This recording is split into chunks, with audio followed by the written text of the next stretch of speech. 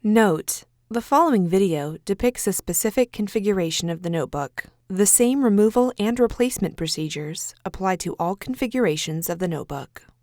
Before you begin, remove the recess cover and display enclosure. Removal.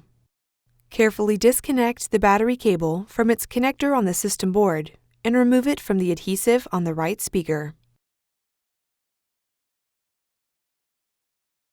Remove the left speaker from the cradle on the display panel assembly.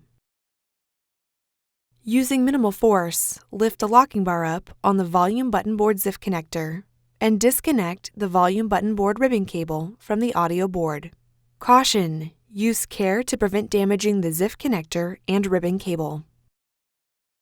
Carefully remove the volume button board ribbon cable from the adhesive that secures it to the display panel assembly.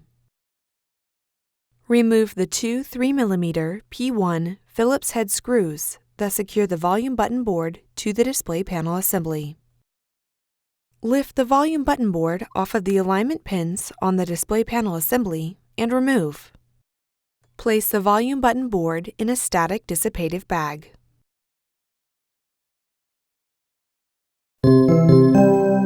Replacement. Remove the volume button board from the static dissipative bag. Place the volume button board onto the alignment pins on the display panel assembly.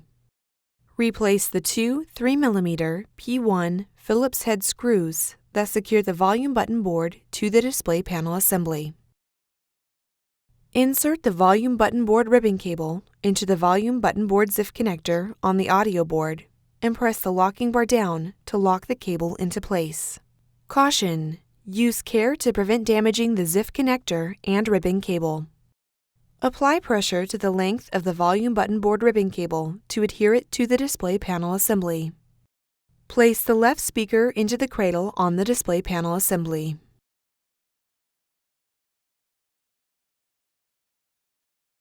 Carefully connect the battery cable into its connector on the system board and apply pressure to adhere it to the right speaker.